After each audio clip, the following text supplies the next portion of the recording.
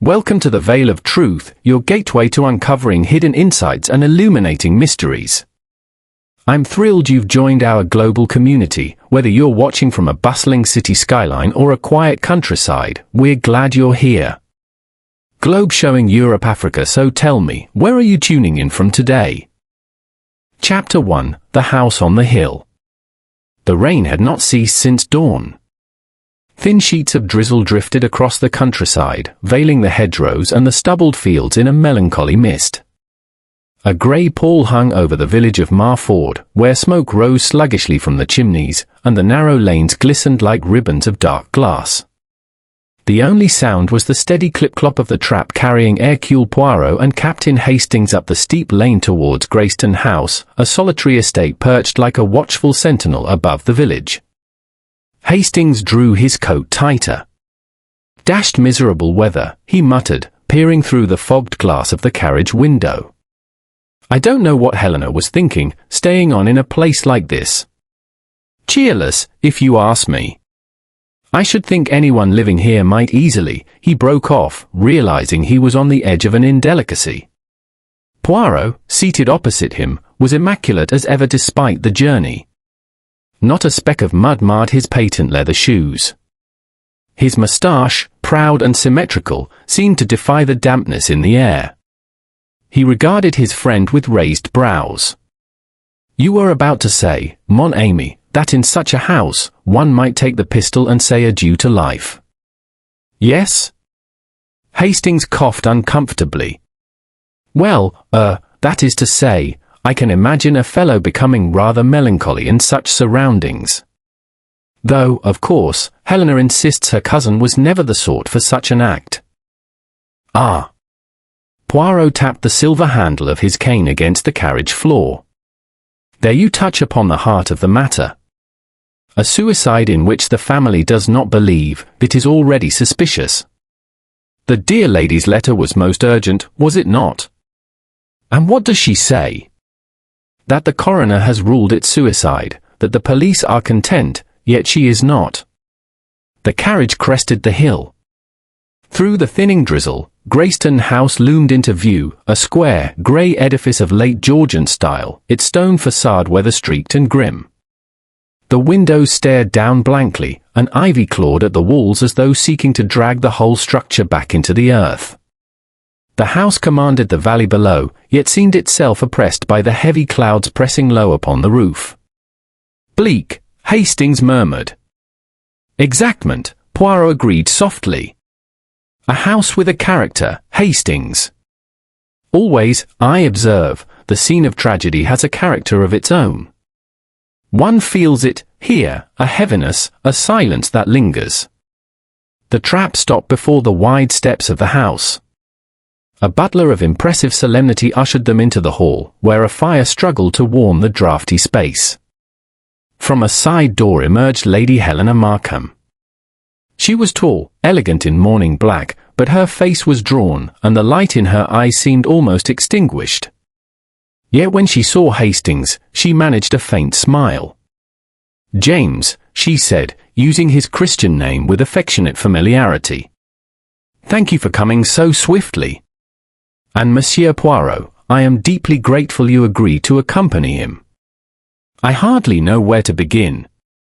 Poirot bowed over her hand.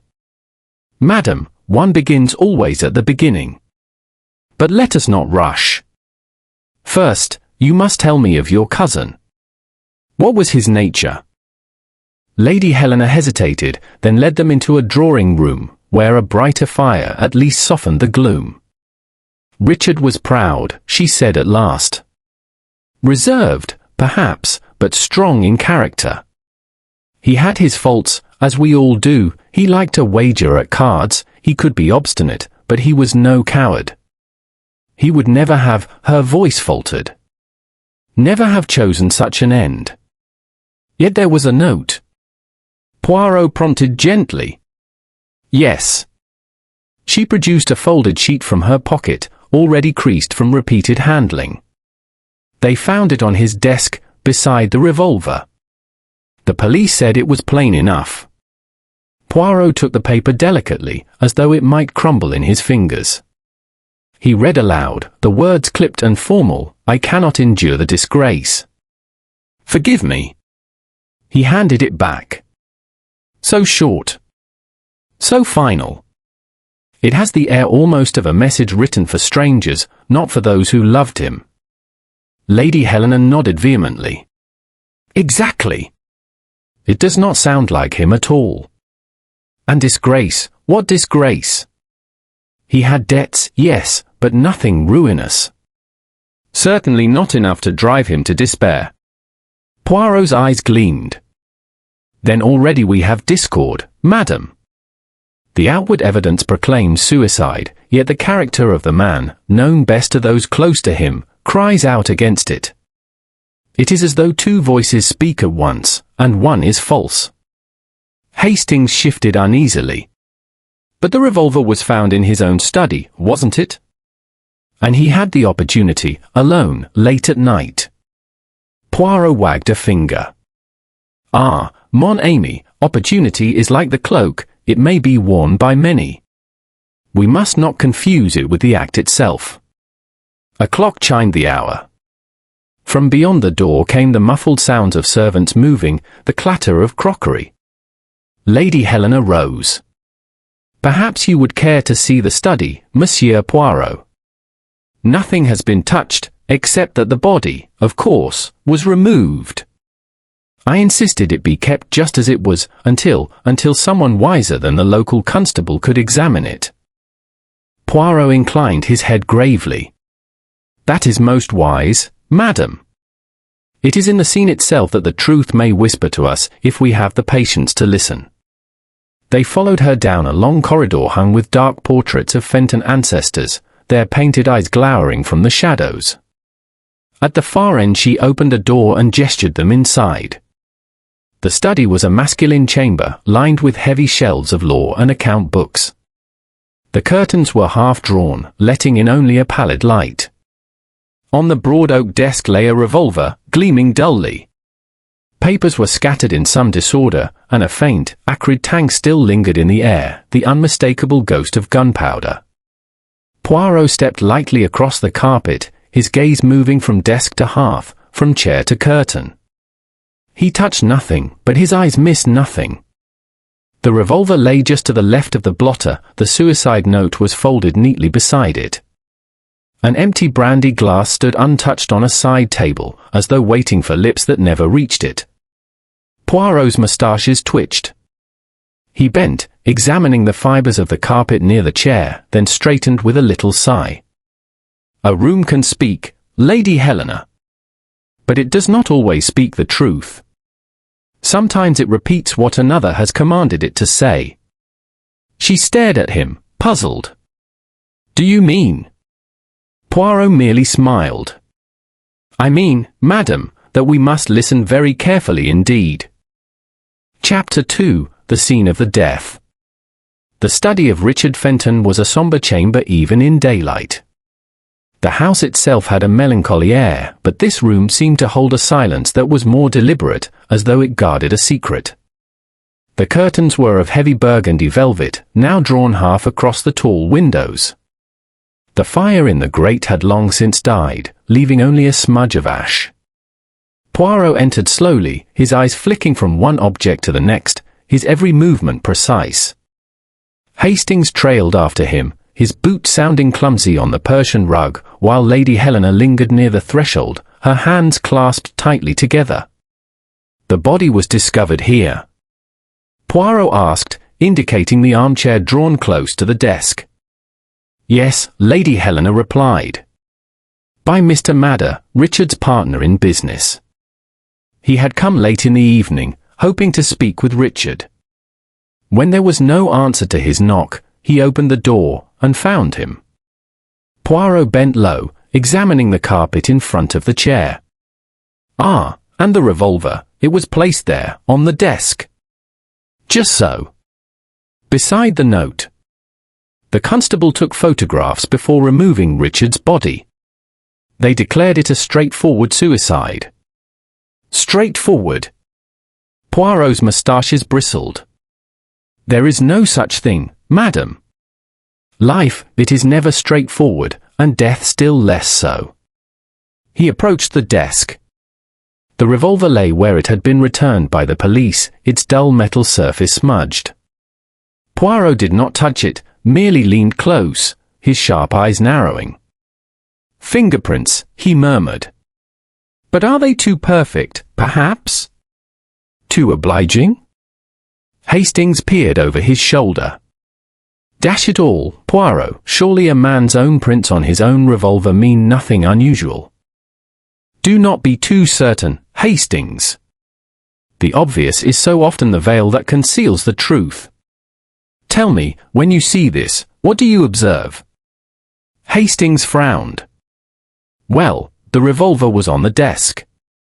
He sat here, leaned back, and pulled the trigger. The note is his farewell. It looks simple enough to me." Poirot sighed, spreading his hands. "Ah, mon ami, you are like the English countryside, broad and honest, but not subtle. Look again. He was right-hand, was he not?" "Yes, of course. He always was. He used to play cricket with me as a boy." "Then why, I ask you, is the revolver placed so conveniently for the left hand?" Poirot's gaze rested on the left side of the blotter, where the weapon lay neatly aligned. If a man, distraught, shoots himself, does he then set the pistol down carefully upon the wrong side? Lady Helena gave a small gasp. Hastings flushed. "By Jove, I hadn't thought of that." Poirot inclined his head. "That is why we use the little grey cells, Hastings. They ask the questions which others overlook." He picked up the folded suicide note delicately with a handkerchief. The handwriting, neat and firm, marched across the paper in short strokes. "I cannot endure the disgrace. Forgive me." The words looked more like an official memorandum than the final words of a tormented soul. "You see?" Poirot said softly. "No tremor, no haste. A man about to depart this life, does he write so coldly? It is the letter of a clerk, not of a dying man. And so very brief, for words for despair, too for forgiveness. It lacks the personal, the intimate touch." Lady Helena sank into a chair. "I said the same. It does not sound like Richard. He was proud, yes, but passionate, too. His words were never so barren." Poirot nodded, slipping the note back. He walked across to the window, parting the heavy curtains. The view stretched down towards the village, misty and grey. The glass showed faint smears, as though recently cleaned. Poirot studied them a moment before letting the curtain fall. "Madam," he said, "who else was in the house that night?" "Myself, my brother Charles, Miss Lane, Richard's secretary, and Mr. Madder, though he had been out much of the evening. The servants had retired early. None of us heard the shot." "That is curious," Poirot remarked. "A revolver makes noise. Yet in a quiet house, no one hears.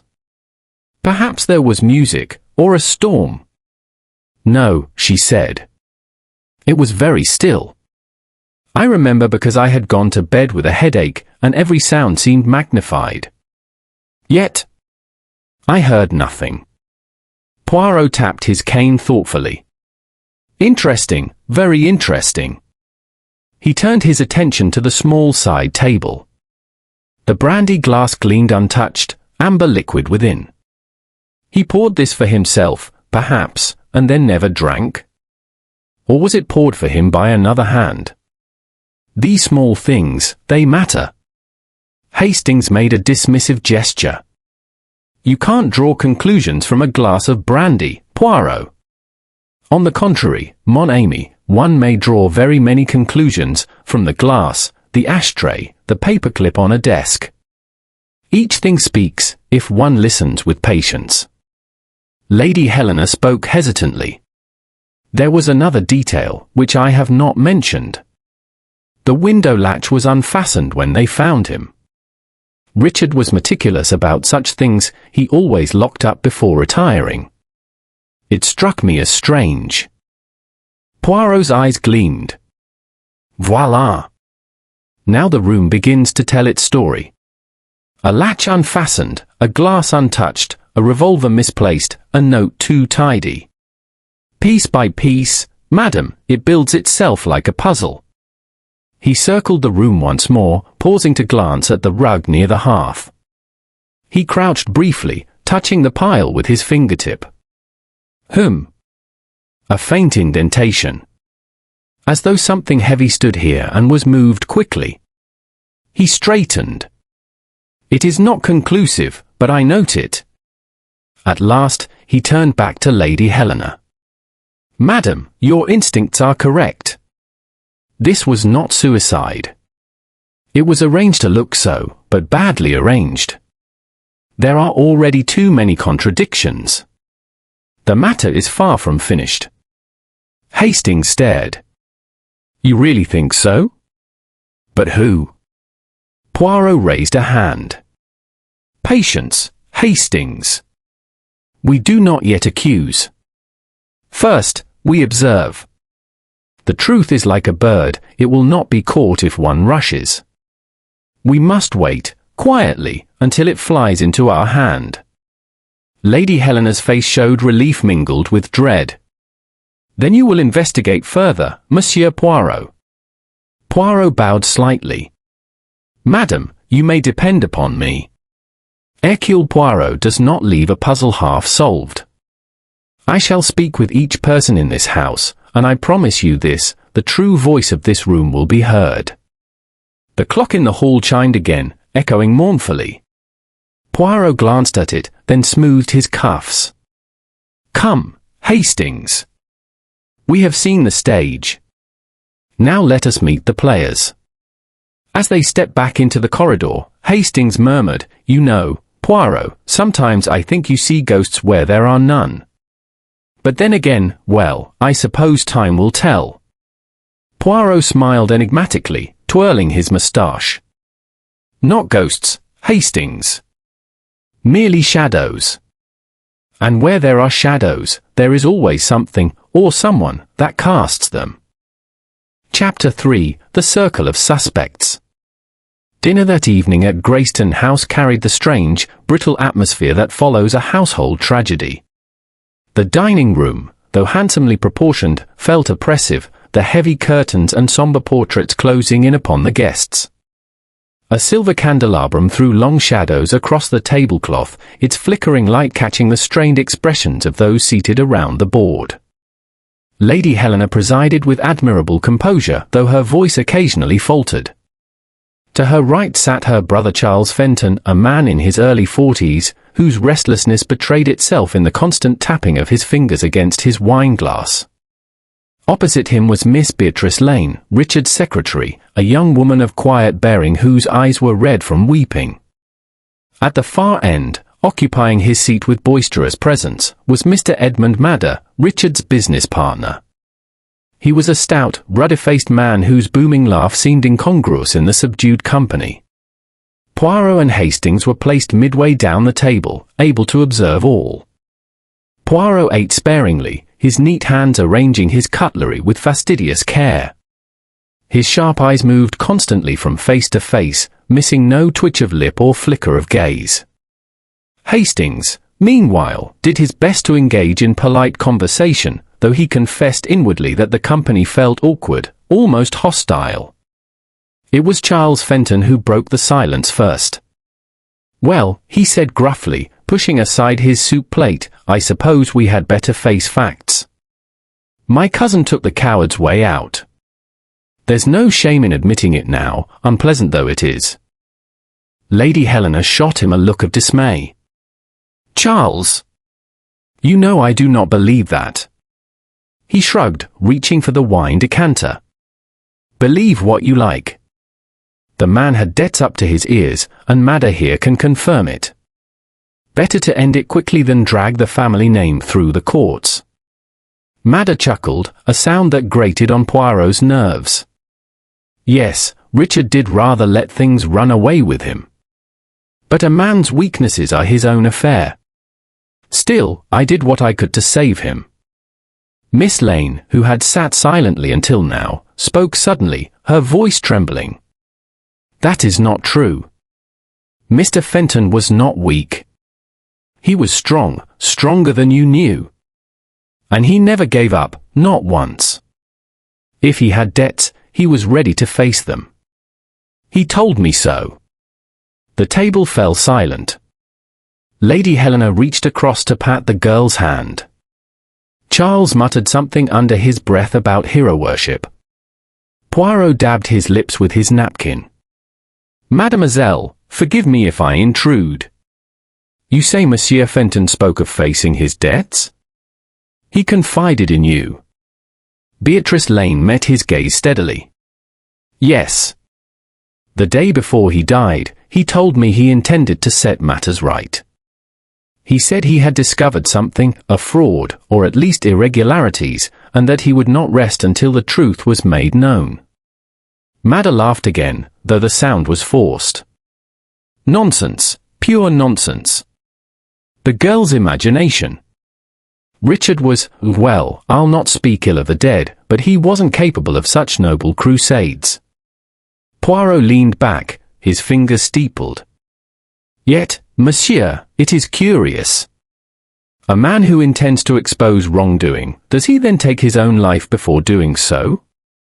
That, I find illogical. Charles snorted. Expose wrongdoing? You make it sound like a detective story. More likely he was ashamed he had dragged us into his muddles. Don't you agree, Madda? Madda shifted in his seat, the candlelight glistening on his damp forehead. Perhaps. Perhaps not. At any rate, what does it matter now? The poor chap is gone, and speculating won't bring him back. Poirot's eyes twinkled. Ah, but it may bring back something else, monsieur. The truth. Dinner continued, though little was eaten. Lady Helena made efforts to sustain conversation, inquiring after Miss Lane's health, urging Charles to speak of his plans for London, but each attempt fell flat. The unspoken presence of Richard haunted the room, making every word strained. When the dessert was cleared, Lady Helena excused herself, clearly fatigued. Madda followed shortly after, muttering about an early start. That left Poirot, Hastings, Charles, and Miss Lane lingering by the fire in the drawing-room. Charles lit a cigarette, pacing restlessly. I don't see why we must drag it out. The police are satisfied, the coroner's report is clear. Helena only tortures herself clinging to this fantasy that Richard was murdered. Poirot said mildly, it is not fantasy to observe contradictions, monsieur. And you yourself must admit there are many. Charles blew smoke towards the ceiling. All I admit is that Richard had a knack for disaster. He was in over his head, and he saw no way out. Miss Lane stood abruptly, her hands clenched. That is cruel, Mr. Fenton. Richard was not a coward. She turned to Poirot. You believe me, don't you, Monsieur Poirot? Poirot inclined his head gravely. I believe that what you say is sincere, mademoiselle. And sincerity is never to be dismissed lightly. Charles gave an impatient laugh. Really, this is all too much. If you want my view, you should look more closely at Madda. He and Richard quarrelled more than once over business. There were rumours in the city. Perhaps, he cut himself off abruptly, grinding out his cigarette. Poirot's gaze sharpened. Perhaps, monsieur? Please continue. But Charles waved a hand dismissively. Idle talk, nothing more. Forget I mentioned it. Ah, Poirot said softly. The things we forget are often the very things most important. The evening wound down soon after. Miss Lane retired, pale and shaken. Charles muttered something about an early meeting and disappeared upstairs. Poirot and Hastings remained by the dying fire. Well, Poirot, Hastings said, stretching his legs, they all seem a rum lot to me. Helena, at least, I trust. But the others, Charles is as jumpy as a cat on hot bricks, Madda laughs too loudly, and the secretary, well, she seems sincere enough, but awfully dramatic. Poirot smiled faintly. You observe more than you think, Hastings. Yet you must not allow sympathy or distaste to cloud your judgment. Each person at that table wore a mask. The trick, mon ami, is to see beneath it. Hastings frowned. And which of them do you suspect? Poirot rose, smoothing his waistcoat. Suspect? At this moment, I suspect them all. For each has something to gain from Richard Fenton's silence. But patience, we shall see. The little grey cells must have time to work, and already they hum most busily. He extinguished the last candle and led the way upstairs, his small figure casting a surprisingly long shadow on the wall. Behind him, Hastings could not shake the uneasy feeling that the dinner they had just shared had been less a meal than a performance, each actor playing a part upon a stage of grief and suspicion. Chapter 4, Whispers in the Village. The following morning dawned pale and wan, the rain clouds of the previous day thinning into a bleak autumn sky. Mist still clung stubbornly to the hollows of the valley, and the air carried the scent of damp earth and wood smoke. Poirot, wrapped impeccably in a grey overcoat, declared his intention of taking a stroll into the village of Marford. Hastings, though still stiff from a poor night's sleep in the draughty guest chamber, was eager to accompany him. A spot of fresh air will do us both good, he said cheerfully. Though I dare say there's little enough to see down there. Just cottages and hedgerows. Poirot smiled. Ah, Hastings, you still think always in terms of the scenery. But it is not the hedgerows that interest me, it is the tongues of the villagers. They chatter, they whisper, they embroider with colour. Among so much embroidery, there is often a thread of truth. The lane down to Marford twisted steeply, bordered by mossy stone walls and dripping trees. The two men passed a milk cart trundling slowly uphill, its driver tugging his cap respectfully to them. Dogs barked from behind gates, and once a child, staring wide-eyed at Poirot's immaculate figure, dropped a hoop in astonishment. At the edge of the village, they encountered the inn, a modest establishment with a faded sign swinging in the breeze, the Stag and Thistle. A curl of smoke from its chimney promised warmth, and the hum of voices drifted from within. Poirot pushed open the door, and the two men stepped into a low-beamed room where the air was thick with the smell of ale and peat fire. Conversation dimmed briefly as strangers entered, then resumed with renewed vigour. Poirot, with his unfailing courtesy, ordered coffee for himself and ale for Hastings, and selected a seat by the hearth where he might observe without seeming to intrude. It took little time for the talk around them to drift towards the subject of Richard Fenton. The villagers, it seemed, could not leave the matter alone. Mark my words, said a broad-shouldered farmer at the next table, that Madda fellow's got more to answer for than he lets on. Him and Mr. Fenton, they was quarrelling a proper last week, loud enough for old Mrs. Wainwright to hear across the green. Aye, agreed his companion, a thin man with a weather-beaten face. And there's the money gone missing, too. My nephew's clerk in Madda's office in town, and he says the accounts don't tally. No wonder poor Mr. Fenton wanted out. Another voice, that of the innkeeper himself, joined in. Funny business, if you ask me. A man with a mind to shoot himself don't usually write a note like that, too tidy, too cold. And he don't leave his window unlatched, neither. No, there's summat wrong there. Poirot, sipping his coffee delicately, inclined his head to Hastings. You see, mon ami? Even the villagers hear the dissonance. Hastings muttered, rumours, that's all. Country folk will make a drama out of nothing. Perhaps, said Poirot softly. But sometimes, gossip is merely the truth wearing a theatrical costume. They lingered, listening, careful not to reveal their interest too openly. Soon the talk turned to another matter, a whisper of romance. I don't care what anyone says, declared a woman by the bar, lowering her voice but not enough to escape Poirot's ears.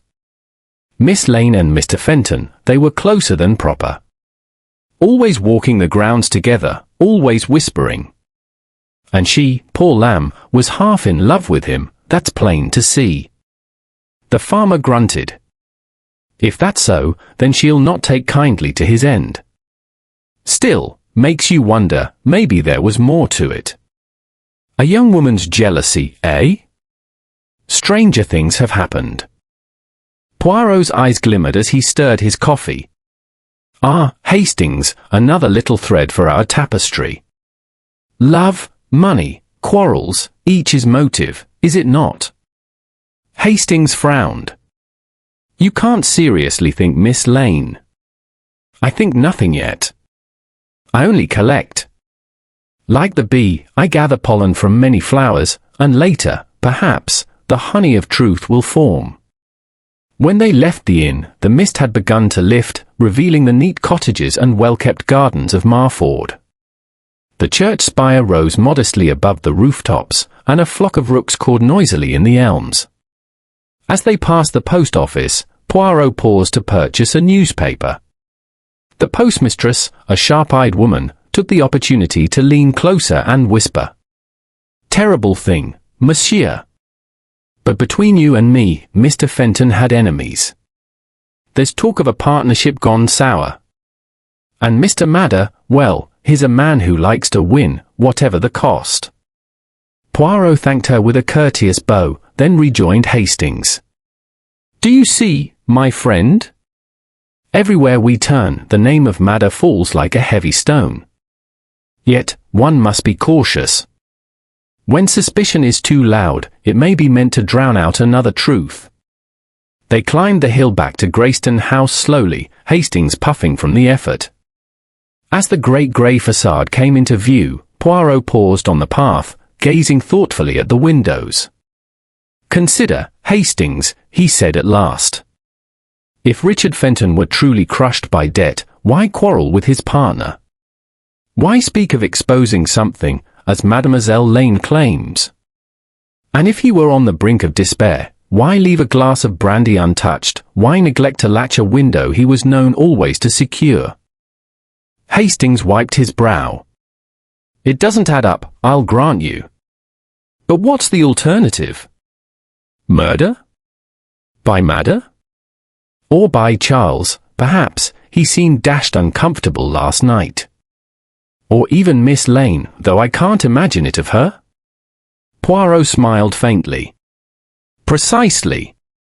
It does not add up. And when the sum is wrong, one must look again at the figures. We have whispers of quarrels, of embezzlement, of romance. Each may be true, each may be false. But soon, mon ami, we shall know which threads are woven into the pattern, and which are but loose ends. As they reached the door of the house, Poirot paused once more, brushing an invisible speck from his sleeve. His expression was serene, but his eyes shone with quiet fire. The village gives us colour, he murmured. Now, Hastings, we must return to the house, and seek the outline of the design itself. For I assure you, there is a design. And with that, the little Belgian detective stepped inside Greystone House, leaving Hastings to follow with an uneasy sense that the whispers of Marford were only the faintest echo of the truth still hidden within the house on the hill. Chapter 5 Threads of Deception. The afternoon was mild, though clouds still drifted low across the sky, threatening further rain. The gardens of Greystone House stretched in clipped lawns and overgrown hedgerows, the remnants of more prosperous years. A fountain, long dry, stood sentinel amidst the gravel paths, its stone figures green with moss. Poirot chose this setting deliberately for his conversation with Miss Beatrice Lane. He declared, with a little flourish, that the open air freshens the thoughts and clears away the cobwebs of grief. She accompanied him dutifully, though her eyes betrayed the fatigue of sleepless nights. Hastings followed, somewhat reluctantly, preferring an armchair indoors, but Poirot waved him on with a smile. You see, Hastings, Poirot said, gesturing with his cane at the path. Here in the garden one may observe the order of nature. Each plant grows according to design. A rose does not become a thistle, nor a thistle a rose. And in human affairs also, there is order, there is symmetry. When something appears disorderly, like the death of Monsieur Fenton, it is because the true pattern has been disturbed. Miss Lane gave a faint, sorrowful smile. Richard believed in order, too. He was methodical, careful. That is why I cannot reconcile his death with despair. He would never leave things so, unfinished. Poirot inclined his head. Precisely, mademoiselle. Now, let us speak frankly. You worked closely with Monsieur Fenton, did you not? Yes, for nearly 3 years. He was exacting but fair. He treated me with kindness. Her voice trembled, but she pressed on. I knew his habits, his routines. He could be stubborn, but he was not reckless. And he was not afraid to face difficulties. Poirot watched her closely. You cared for him, perhaps more than as an employer. A blush rose in her cheeks. Yes. I will not deny it. But it was not improper. He was always honorable. Still, I believe he valued me more than most realized. Poirot said softly. And he confided in you. She nodded. The very day before he died, he told me he had uncovered irregularities in the company accounts. He spoke of confronting Mr. Madder. He was angry, but also determined. He said the truth must be known, even if it damaged the business. He made notes, detailed ones, but when I looked for them afterwards, they were gone. Hastings let out a low whistle. Gone, you say? Well, that's dashed suspicious. Papers don't vanish into thin air. Poirot's eyes glimmered. Indeed. Papers, like pistols, seldom walk by themselves. Someone took them. And one must ask, who benefits from their disappearance? Miss Lane's hands twisted together. I feared to speak of it, Monsieur Poirot. The police did not ask such questions. They seemed content to close the matter quickly. But I cannot believe Richard destroyed his own notes. He meant to expose something. Poirot halted beside the fountain, staring at the cracked stone basin. So, mademoiselle, we have a man who prepares to reveal wrongdoing, who is filled with resolve. And the next evening, he is dead by his own hand, or so it appears. Does that not strike you as most convenient for someone else? Tess sprang to her eyes. It does. That is why I begged Lady Helena to send for help. Poirot took her hand gently, patting it with paternal courtesy. You have done well, mademoiselle. Truth may be delayed, but it is never destroyed. The little grey cells, they will uncover it. They resumed walking. Hastings, frowning, broke the silence. What puzzles me, Poirot, is this: if Madder was the one embezzling, and I don't say he was, but if, then why be so careless? Everyone seems to know he and Fenton quarrelled. Surely he'd realize suspicion would fall on him if Fenton came to harm. Poirot smiled. Hastings, you touch upon a curious point. Yes, suspicion falls easily upon Monsieur Madder. Too easily, perhaps. One must ask, is it because he is guilty? Or because another finds it convenient to place suspicion there? They passed under an arch of ivy. The gravel crunched beneath their feet. Poirot paused again, tilting his head as though listening to the distant rooks. There is another matter, he said at last. The note of farewell. I examined it again this morning. The handwriting is Richard's, but the pen strokes lack his usual confidence. They are uneven, hesitant. Not the hand of a man calm in his final decision, but of one compelled, perhaps, or imitated under strain. Miss Lane drew a sharp breath.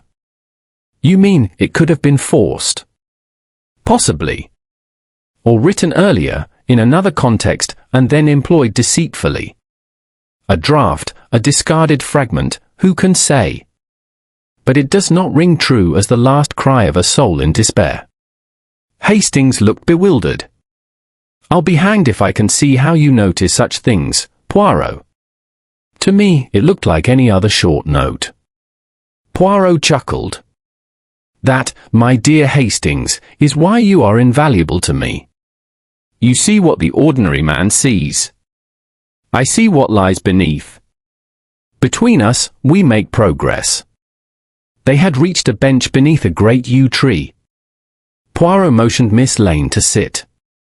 He himself remained standing, his silhouette trim and precise against the grey sky. One more question, mademoiselle. On the night of the tragedy, did you notice anything at all, unusual? She hesitated, then whispered, yes. I thought I heard voices. Late, near the study. I could not distinguish words, but it sounded heated. When I opened my door, the corridor was empty. I convinced myself I was mistaken. But now, she shivered. Now I wonder. Poirot's expression grew grave. Voices, a quarrel, missing papers. Mon Dieu, the threads are weaving themselves into a pattern. Yet we do not see the whole tapestry. He turned abruptly, his coat flaring slightly. Come, Hastings. We must look again at the evidence. And we must also pay Monsieur Madder another little visit. For though he laughs too loudly, laughter may conceal more than sorrow. Miss Lane rose, her face pale but resolute. Thank you, Monsieur Poirot. If you discover the truth, whatever it may be, I shall be grateful. Poirot bowed. The truth, mademoiselle, is like the sun. It may be hidden by clouds, but sooner or later, it shines. As they walked back towards the house, Hastings muttered, Well, Poirot, I don't envy you sorting through this muddle. Madder, Charles, Miss Lane herself, they all seem entangled somehow. Poirot's moustaches twitched with satisfaction. Exactment, Hastings. A muddle, yes. But remember, to the English, a muddle is something unfortunate. To Hercule Poirot, a muddle is simply a puzzle awaiting its solution.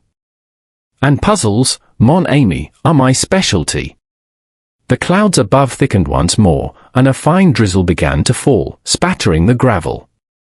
Poirot did not quicken his step. Instead, he walked serenely, as though savouring the moment, his little grey cells already knitting together the scattered threads of deception into a shape only he could perceive.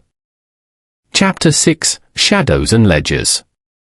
The rain persisted into the evening, turning the gardens of Greystone House into a landscape of dripping hedges and gleaming paths. Indoors, the household moved quietly, subdued by the continuing presence of grief. Lady Helena kept to her rooms, Charles Fenton drifted from parlour to library with nervous energy, and Mr. Madder, after a strained dinner, had retired early, feigning a headache. Hastings, restless himself, decided to take a turn about the house. Poirot, installed comfortably in an armchair by the fire, waved him off with a benevolent smile.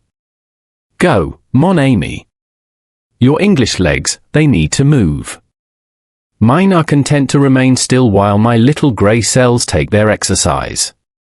Armed with a candle, Hastings wandered the long corridors. The house had a brooding quality at night, its portrait seeming to watch from the walls, its silence broken only by the occasional creak of timber or the sigh of the wind at the windows. He found himself in the small study that had once belonged to Richard Fenton. The room had been tidied since the tragedy, yet something of its former occupant lingered. Books were neatly arranged, papers stacked with mechanical precision. Hastings, setting down his candle, glanced idly at the desk. A drawer stood slightly ajar. Out of habit rather than intent, he pulled it open further. At first there was nothing of interest, blotting paper, envelopes, a stray button. But as he shifted the pile, his fingers brushed against a folded sheet pushed far to the back. Drawing it out, he saw it was a page torn from a ledger. The ink was smudged, but the entries were clear, columns of figures, with several sums circled in Richard Fenton's unmistakably precise hand. At the foot of the page, hastily scrawled, was a single word, madder. Hastings whistled under his breath. Now what have we here? He hurried back to Poirot, who looked up with mild curiosity as Hastings burst into the drawing room. Poirot, I say, look at this. Found it in Fenton's desk. He laid the page before him. Poirot examined it carefully, his brows knitting. Ah! But this is most illuminating, Hastings. You see the figures? They do not reconcile. Money has been diverted, embezzled. And Monsieur Fenton, it seems, had traced the path. Hence the name. And the page torn from a larger ledger, so the original has been concealed or destroyed. Then it's plain as day, Hastings cried. Madder's the villain. He stole the money, Fenton discovered it, and Madder silenced him. Poirot raised a finger. Gently, Hastings. The appearance, yes, it points so. But when the truth is too plain, one must beware. A murderer is not a fool, he does not arrange the scene so conveniently unless he wishes to be suspected, and then exonerated. There is a subtlety here. He folded the page neatly, tucking it into his pocket. His eyes shone. Still, you have done well, mon ami. This scrap may yet provide the key to the whole affair. At that moment, a sound interrupted them, a faint metallic clatter, somewhere distant in the house. Poirot rose at once, alert. Come, Hastings. They followed the echo through the corridor and down a narrow stair into a small cloakroom near the side entrance. There, upon the tiled floor, lay a revolver. Its barrel was clean, its chamber empty. The weapon, Poirot murmured. The instrument of Monsieur Fenton's death.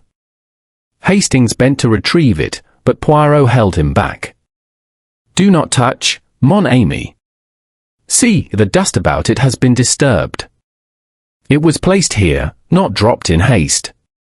And its appearance now, that is most interesting. Why hide it, then put it where we'd find it? Hastings demanded. Why indeed? Someone wishes us to believe we have discovered the missing piece. But a weapon that appears at so opportune a moment is perhaps too obliging. Poirot's gaze sharpened. And note, no fingerprints visible. It has been wiped. They replaced the revolver carefully and returned upstairs. Poirot resumed his seat by the fire, his expression thoughtful. Hastings watched him impatiently. Well, Poirot, what do you make of it all? A ledger page naming Madder, a revolver conveniently turning up, doesn't it all point to him? Poirot steepled his fingers. It points, yes. But in what direction? Consider, Hastings, the page found in the desk, why not destroyed with the rest? Perhaps it was meant to be found, to lead us to one conclusion.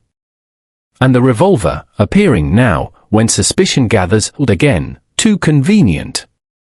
Non. There is a mind behind this that arranges the stage like a theatre. We must ask, who is the playwright? Hastings sighed. You make it dashed complicated, Poirot. Poirot smiled faintly. Because it is complicated. Murder always is, when disguised as suicide. Yet remember, the simplest truth hides behind the false complications. Soon, Hastings, we shall peel away the layers. Their discussion was interrupted by Charles Fenton entering the room. He looked pale and anxious. I couldn't sleep, he muttered. His eyes fell on Poirot. Have you discovered anything? Poirot regarded him with steady calm. Perhaps, monsieur. Tell me, on the night of your brother's death, where were you at 10 o'clock? Charles hesitated. In my room. Reading. Why? You did not leave your room? You heard no disturbance? No. Nothing at all. His denial came too quickly, and his hands twisted together. Poirot said nothing, merely inclined his head with courtesy. After Charles had gone, Hastings leaned close. He's hiding something, Poirot, I'm sure of it. Oh, Hastings. But what? That is the question.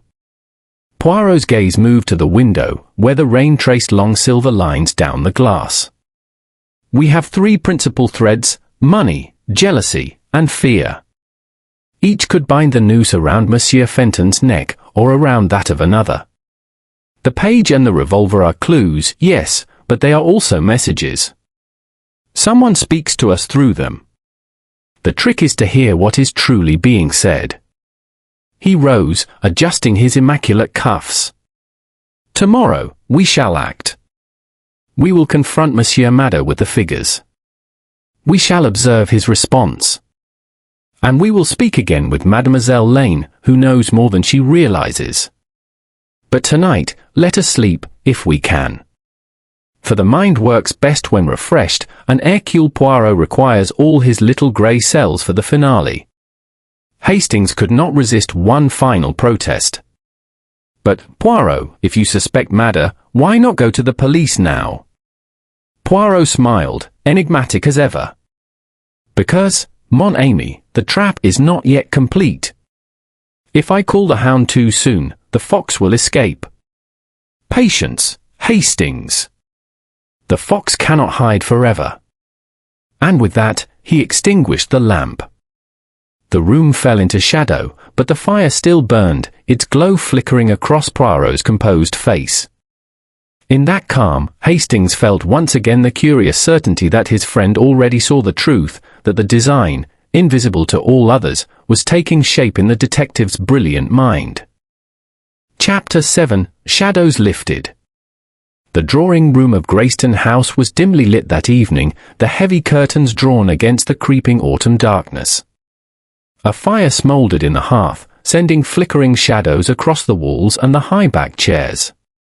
The household had gathered at Poirot's request: Lady Helena, her brother Charles, Miss Lane, and Edmund Madder.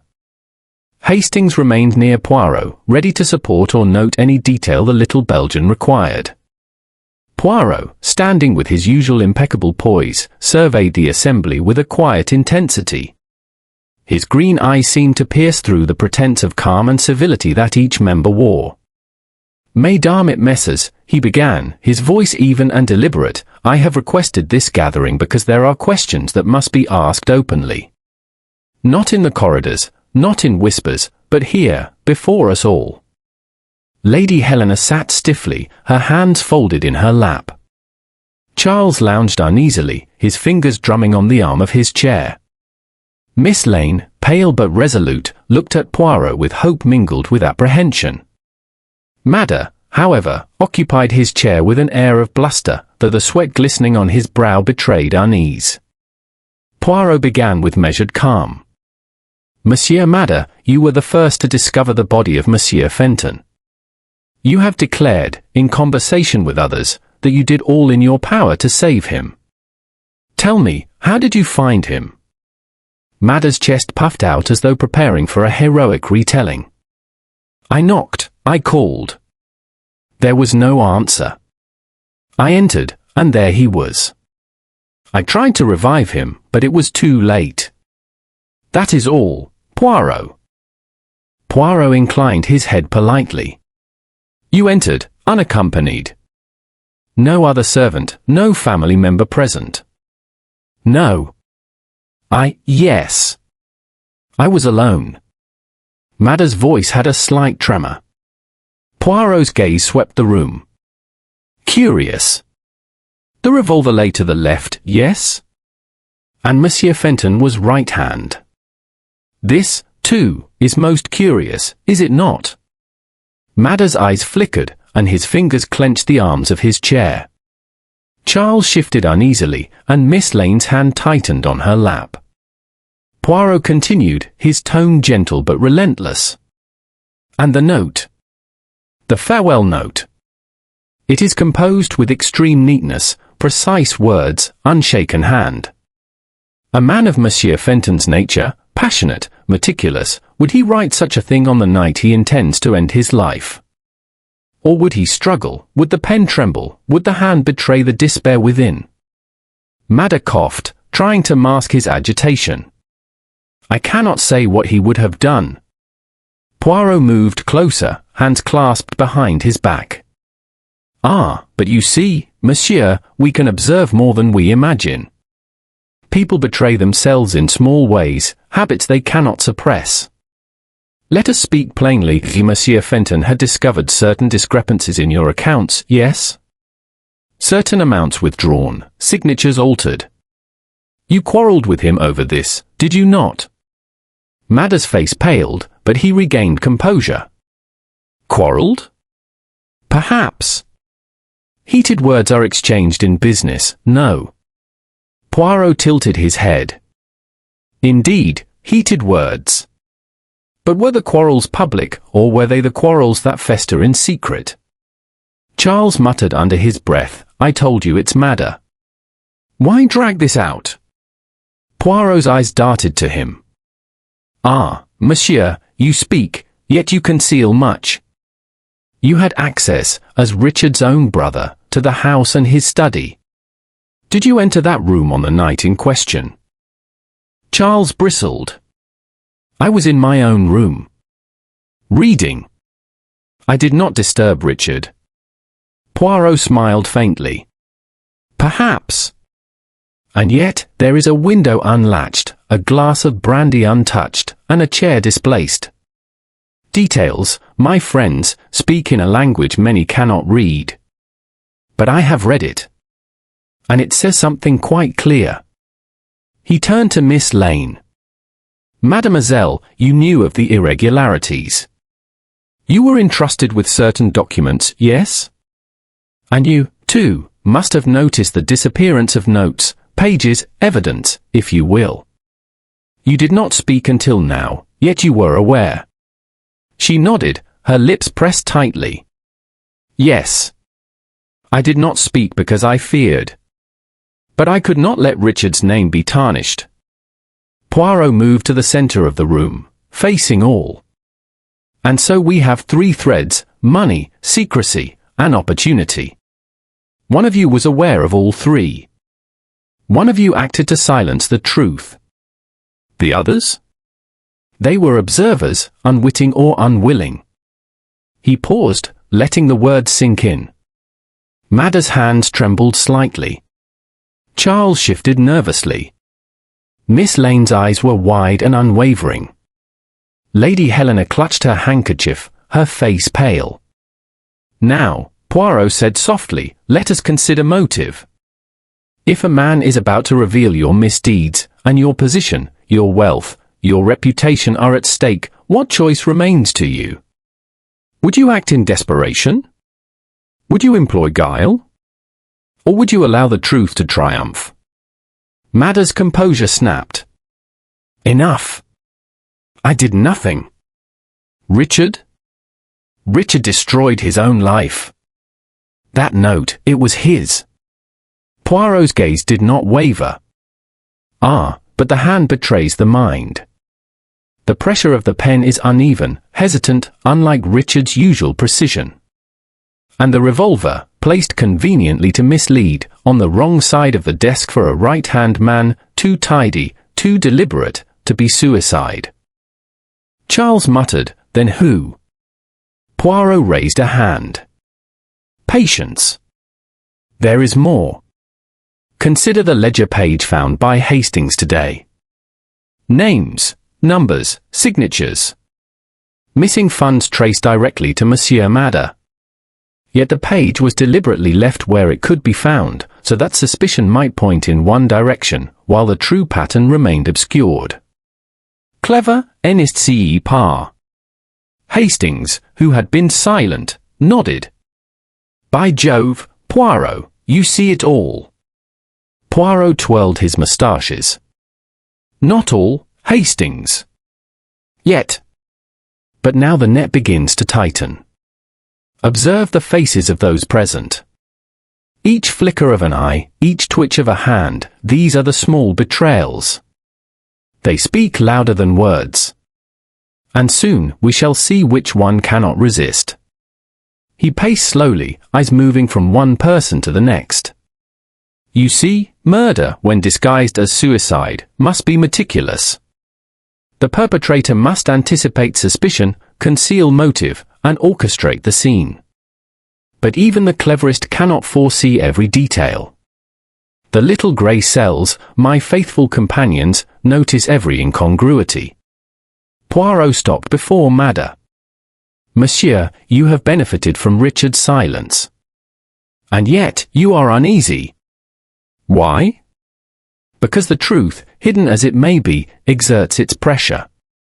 Soon, the truth will rise, like the sun behind clouds. And you cannot prevent it. Madder swallowed hard. His hands gripped the arms of his chair so tightly that the knuckles shone white.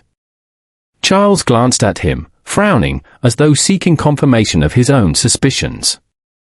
Miss Lane's lips trembled slightly, but her gaze never faltered from Poirot. Lady Helena pressed her hand to her mouth, sensing the rising tension. Poirot turned to the room, spreading his hands elegantly. The stage is set. The players are before me. And soon, each will speak, not by words alone, but by actions, by involuntary gestures, by the truth shining through the mask. Tonight, we have observed. Tomorrow, the final act will unfold. He sank into his armchair, steepling his fingers, his gaze unbroken from Madder's pale, strained face. Hastings exhaled. By Jove, Poirot, you're terrifying sometimes. You make them squirm without a word of accusation. Poirot smiled faintly. It is not necessary to accuse before the time. The guilty always reveal themselves, given patience and observation. And in this house, Hastings, patience is required. For the truth is patient, but relentless. And I, my friend, am very patient indeed. The fire crackled. Outside, the wind whispered through the trees, and the house seemed to hold its breath, waiting. In that tense stillness, every person in the room felt it, something was coming. Something that would strip away the masks, expose the lies, and reveal the orchestrator of the tragedy at Greystone House. Chapter 8: The Unmasking. The morning of the final revelation dawned grey and drizzly, the clouds pressing low upon the hills around Greystone House. Yet within the house itself, a sense of anticipation hummed in the air. Poirot had summoned the entire household to the drawing room once more, insisting that the truth would be made plain under one roof. Even Hastings felt the unusual tension. He had never before seen his friend so perfectly serene while the storm of human emotion swirled around him. The assembled company consisted of Lady Helena, pale but composed, Charles Fenton, jittery and defensive, Miss Lane, nervous yet determined, and Edmund Madder, trying to appear calm, though the flush of unease was evident in his cheeks. Poirot sat in his armchair, hands clasped, moustaches bristling slightly, and eyes alight with the quiet fire of imminent revelation. Mesdames et messieurs, he began, his voice measured and deliberate, we are gathered today to unravel a mystery. A tragedy occurred in this house, one that appeared, to many, as a suicide. But as I have shown, the appearance is not the reality. And reality, my friends, is seldom so simple as it seems. Madder shifted uncomfortably. Poirot, I've told you everything I know. There's nothing to unravel. Richard? Richard destroyed his own life. Poirot smiled faintly, shaking his head. Ah, monsieur, but the hand, the note, the revolver, the unlatched window, these speak another language. A language of calculation, not despair. Now, let us review what we know. He leaned forward slightly. Monsieur Fenton was meticulous, methodical, and resolute. He discovered irregularities in the company accounts. He intended to confront someone about these, someone whose actions threatened the integrity of the firm. He confided in Mademoiselle Lane, who observed his determination and took note of certain documents he prepared. Miss Lane nodded, her expression taut with attention. Poirot continued, "Yet, Monsieur Fenton died, or appeared to die, by his own hand. The note left behind is too precise, too careful, lacking the tremor of a despairing soul. The revolver was placed on the wrong side of the desk. The window was unlatched, though he never did so. And a glass of brandy remained untouched, though poured for him." He paused, letting the information settle. Who could manipulate a scene so meticulously? Who had motive, opportunity, and knowledge of his habits? Poirot rose, pacing slowly before the fire. "We must consider each individual in this room. Charles Fenton, you had access to your brother's room and to his study. You could enter unnoticed, as you claimed. But tell me, monsieur, did you ever see the ledger page that Hastings discovered?" Charles blinked. I cannot recall." "Why does that matter?" Poirot's eyes twinkled. "Because the page names a person directly involved in the misappropriation of funds. And that name is significant to the understanding of this mystery." He turned to Madder. "Monsieur, you quarreled with Richard over these discrepancies, yes? You had everything to lose if the truth were revealed. And yet, you appear confident now." "Confident in what?" "That suspicion will fall elsewhere." Madder's jaw tightened. "I did nothing. I tell you, Poirot, I did nothing." Poirot lifted a finger gently. "Ah, but it is not the deed itself that betrays a person, monsieur. It is the subtle tremor, the hesitation, the slight attempt to overcompensate for guilt. And these," he gestured toward Madder's twitching fingers and a faint flush creeping across his cheeks, "are the fingerprints of fear."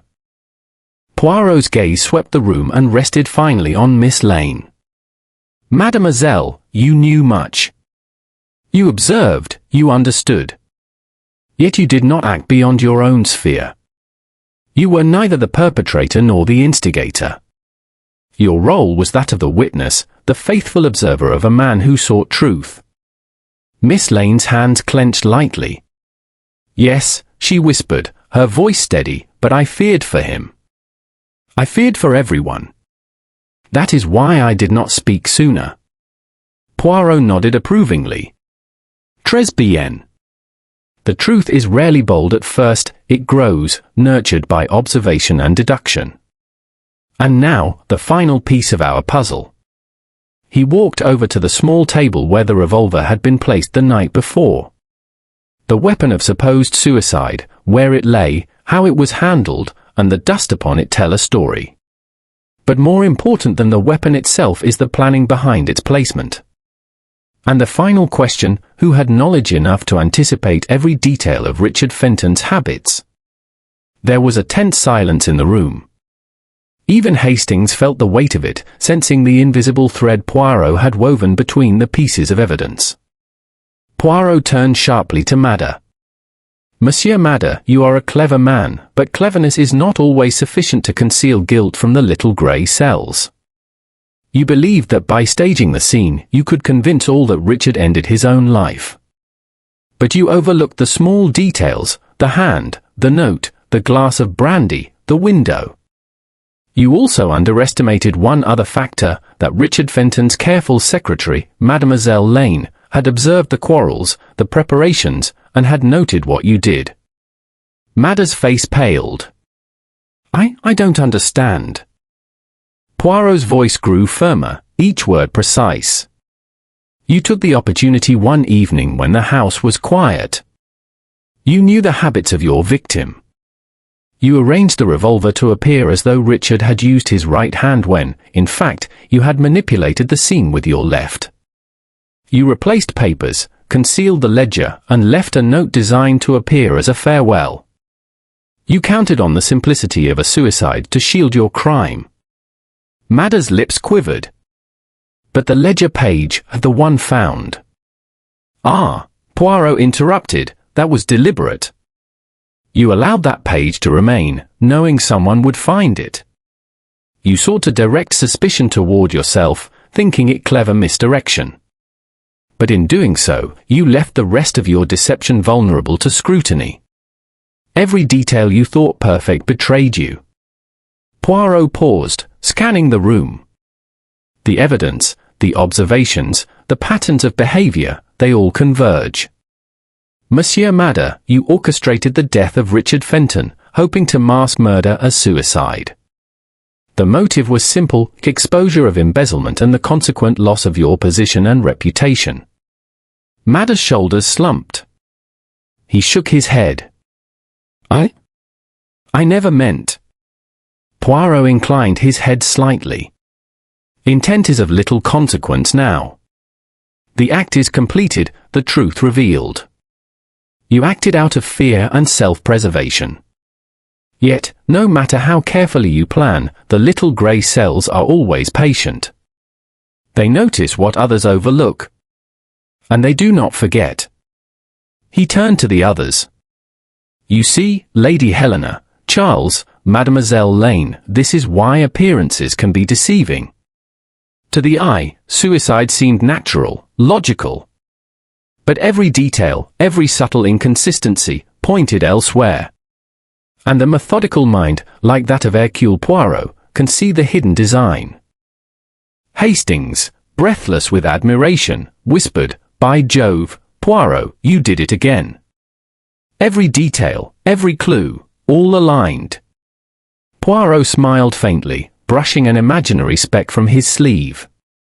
"Ah, Hastings, it is not genius, only observation and reasoning. The little grey cells, they must be exercised, and when they are, the truth cannot hide." Mada, now pale and trembling, was led away by the authorities, the tension in the room lifting slowly as the certainty of justice replaced the unease of suspicion. Miss Lane exhaled a quiet, relieved sigh. Lady Helena's eyes glistened with tears, though a small smile of gratitude softened her face. Even Charles appeared chastened, finally recognizing the depth of the deception he had failed to perceive. Poirot returned to his armchair, settling into his habitual pose. "And so, Miss Amis," he said softly, "the mystery is resolved. The appearance of suicide concealed the crime. The threads, money, opportunity, motive, have been woven together, and the tapestry revealed. Justice, though delayed, is achieved. And the little grey cells, they rest for a time."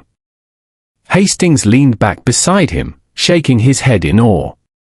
"I don't know how you do it, Poirot. You make it all seem inevitable, yet nothing about it was obvious until you spoke." Poirot's eyes twinkled. "Ah, mon ami, that is the art of detection. To see the invisible, to hear the silent, to understand what is hidden. And when all is revealed, one realizes the simplest truth is often the most satisfying. Richard Fenton's death is avenged, not by revenge, but by reason." Outside, the autumn rain ceased. A thin sun broke through the clouds, casting pale light over the hills and the gardens. Within Greystone House, order was restored, the shadows lifted, and the truth, at last, lay bare.